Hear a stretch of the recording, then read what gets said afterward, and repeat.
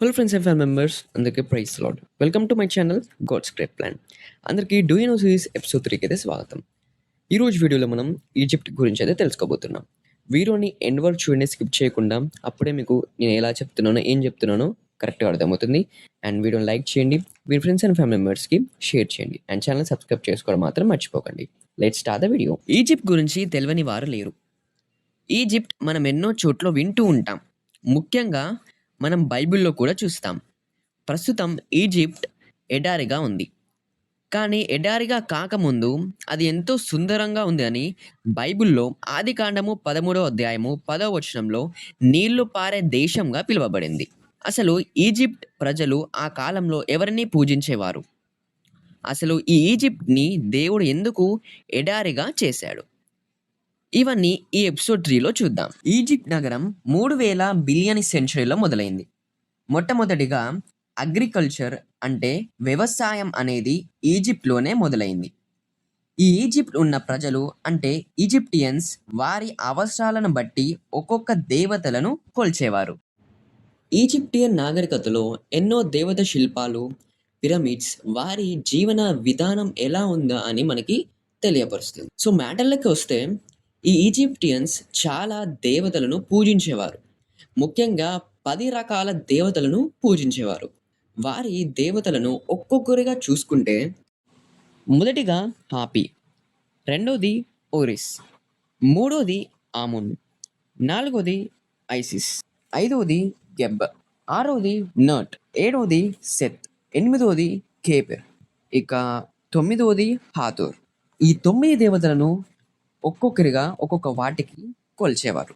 ఇప్పుడు మనం ఈ 9 దేవతలను ఒక్కొక్కరిగా డీటెయిల్గా చూద్దాం.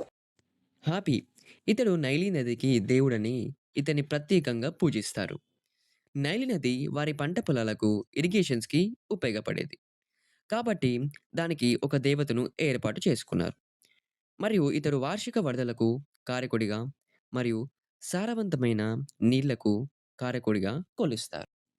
ఓరిసిస్ ఇతను మరణాంతర జీవితం, సంతానోత్పత్తి మరియు వ్యవసాయానికి దేవుడిగా కొలుస్తారు. ఆమున్ ఇతడు దేవతలకి రాజుగా మరియు సృష్టి తయారుకి కారకుడిగా, సంతానోత్పత్తికి దేవుడిగా అక్కడి ప్రజలు ఇతనిని ప్రత్యేకంగా కొలుస్తారు.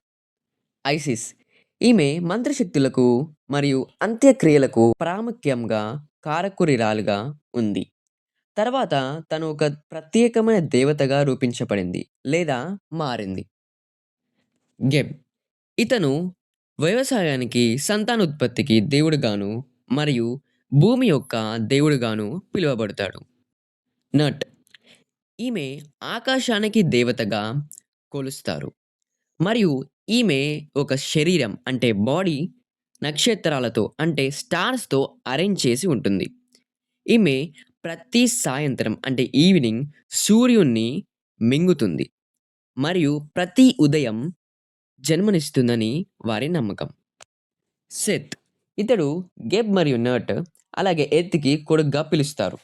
ఇతని ముఖం జంతువు మరియు ఇతని వాంఛన పరిదయానికి వ్యతిరేకరించారు. కేప్రి పురుగు ముఖం గల దేవుడు మరియు సూర్యోదయానికి కారకుడిగా పిలుస్తారు.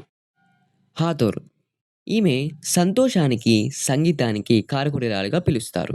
ఇలా వారికి వారు దేవతలను నియమించుకున్నారు మరియు వారు అలా దానికి ఒక రాజుని నియమించుకున్నారు.